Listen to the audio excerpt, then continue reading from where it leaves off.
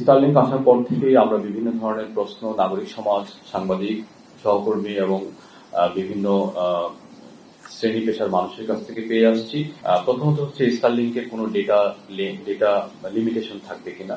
তো আমরা মনে করি যে স্টারলিংকের কোনো ডেটা লিমিটেশন থাকবে না, এবং এই দিক থেকে এটা আরেকটি রেকর্ড, বাংলাদেশের ইতিহাসে প্রথমবারের মতো আনলিমিটেড একটা ডেটা প্যাকেজ, সত্যিকার অর্থে আনলিমিটেড একটা ডেটা প্যাকেজ চলে আসলো। আরেকটা প্রশ্ন অনেকেই করেছেন যে আসলে স্টারলিংক আমরা কাদের জন্য করেছি, এটা সেবা গ্রহীতা কারা। তো এই প্রশ্নের উত্তর হচ্ছে এখানেও সেবা গ্রহীতার দিক থেকে কোনো লিমিটেশন নাই।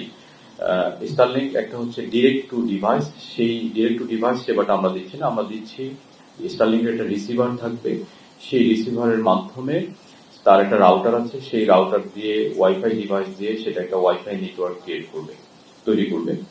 এখন ওই রাউটারের পোর্ট থাকে, সেই পোর্ট থেকে একটা নির্দিষ্ট দূরত্বে, সেটা আনলিমিটেড দূরত্বে নেওয়া যাবে না, দূরত্বে গিয়ে আরেকটা নেটওয়ার্ক তৈরি করে আবারও ওই নেটওয়ার্ক থেকে আবার ওয়াইফাই সেবা দেওয়া যাবে। এখন এই দূরত্বটা কত? আমরা মনে করি যদি আবাসিক এলাকা হয়, এই অ্যাপার্টমেন্ট এলাকা হয়, তাহলে সেখানে এটা 20 থেকে সর্বোচ্চ 30 মিটার হতে পারে, অর্থাৎ এখানে 2টা বা 3টা ফ্লোর কভার করবে। আর দূরত্বের দিক থেকে 20 থেকে 30 মিটার, অর্থাৎ কয়েকটা রুম কভার করবে, 3টা বা 4টা রুম কভার করবে, কিংবা তার চেয়ে বেশি, সামান্য বেশি। অর্থাৎ একটা বড় অ্যাপার্টমেন্টের জন্য একটা সেট এনাফ।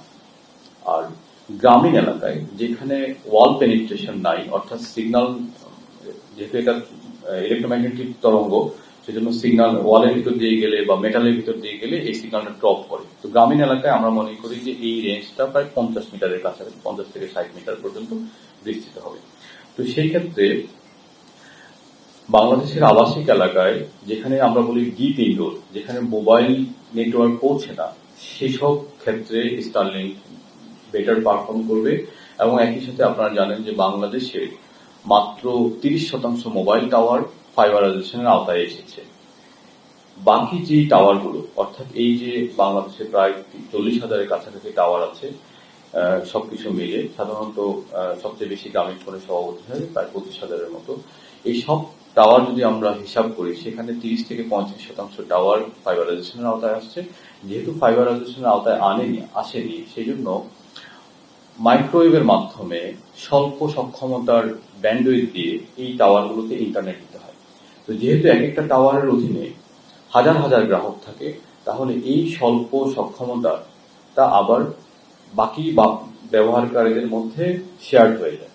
তো যে জন্য আমাদের বর্তমান গ্রাহকরা আসলে সব চেষ্টার পরেও ক্যাপাসিটি সক্ষমতার কারণে তারা ভালো ইন্টারনেট সেবা পায় না। স্টারলিংক এই অচলাবস্থাটা দূর করবে।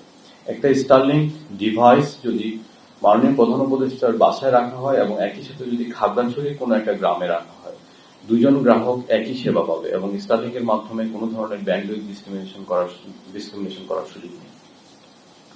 তো তার মানে আমরা বলছি গ্রামীণ হাট বাজারে কিংবা শহরে কন্ডোমিনিয়াম বা অ্যাপার্টমেন্টে এটা ব্যবহার করা যাবে এবং ব্যক্তি চাইলে এটা শেয়ার করতে পারবে। তবে আমরা এখানে যেটা রেখেছি, আমাদের আইএসপি সহ যারা আমাদের লোকাল ইন্টারনেট প্রোভাইডার আছে, তাদেরকে সুরক্ষা দেওয়ার জন্য আমরা এই ডিভাইসটার উপরে মোবিলিটি সুযোগ পেয়ে নেই। অর্থাৎ আপনি যদি স্টারলিংকের রাউটার থেকে কেবল কানেক্ট করে কিছু দূর নিয়ে আবার স্টারলিংক থেকে ওয়াইফাই, একটা রাউটার থেকে ওয়াইফাই সেবা দেন, সেটা দিতে পারবেন। কিন্তু এই ডিভাইসটা এক্সেলের উপরে আপনি মোবিলিটির সুযোগটা আমরা দিই, এটার মাধ্যমে আমরা আইএসপি দেরকে প্রোটেক্ট করছি। স্টারলিংক কি উদ্যোক্তা বান্ধব? তা আমরা বলছি অবশ্যই উদ্যোক্তা বান্ধব। স্টারলিংকের যে ইনিশিয়াল সেট আপটা আছে সেটা 47,000 টাকা, শুনতে অনেক বেশি খরচ। আপনারা যারা এখানে আছেন, আপনাদের সবার যে মোবাইল ডিভাইসটা আছে সেটার দামও একই দাম।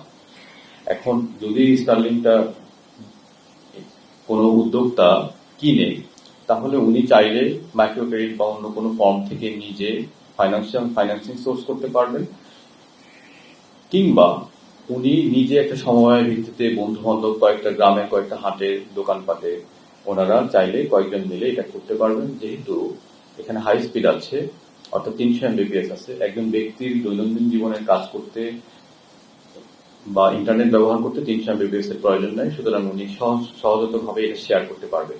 তো সেদিক থেকে আমরা মনে করি শুধু উদ্যোক্তাই তৈরি হবে না, বরং কো ওয়ার্কিং ফ্যাসিলিটি তৈরি হবে। ধরুন একটি গ্রামে কিংবা একটি মফস্বল শহরে যদি কয়েকজন ফ্রিল্যান্সার থাকেন, তাহলে তারা মিলে একটা ইনফর্মাল অফিস ওয়ার্ক তৈরি করতে পারবেন। সেই অফিসে তারা এই স্টার্লিংটা দিয়ে তারা একটা শেয়ার ভাবে সবাই ব্যবহার করতে পারবেন। একই ঘটনা ঘটবে অফিসের ক্ষেত্রে। মফস্বল শহর কিংবা জেলা শহরের ক্ষেত্রে যেহেতু আমাদের অ্যাক্সেস টু ইন্টারনেট লিমিটেড, কিংবা বিদ্যুৎ চলে গেলে আইএসপি ইন্টারনেট বন্ধ হয়ে যায়, কিংবা ব্যাটারি ব্যাকআপ চলে গেলে মোবাইল ইন্টারনেটও দুর্বল হয়ে যায়, সার্ভিসটা পড়ে যায়। সেজন্য স্টার্লিং এই সমস্যার সমাধান করবে। অর্থাৎ এটা উদ্যোক্তা বান্ধব, উদ্যোক্তারা নিজেরা গ্রুপ তৈরি করে এবং শেয়ারিং এর মাধ্যমে এখান থেকে বেনিফিটেড হতে পারে। মাইক্রো ক্রেডিট কিংবা অন্যান্য ফাইন্যান্সিং মাধ্যম থেকে এই যে 47,000 এককালীন খরচ, এটা তারা শেয়ার করতে পারে এবং একই সাথে কোওয়ার্কিং স্পেস তৈরি করতে পারে। সেদিক থেকে এই বিষয়গুলো আমি মনে করি যে বাংলাদেশের ক্ষুদ্র এবং মাঝারি উদ্যোক্তা বা এসএমই খাত যাকে বলি আমরা, সেটা এখান থেকে বেনিফিটেড হতে পারে। কালার এক্সপার্ট, জর্জ স্যাপ এবং মাইল্ড অন হ্যান্ডস টেকনোলজি সমৃদ্ধ অরিক্স ক্রিস্টাল ওয়াশ আপনার লন্ড্রি এক্সপার্ট।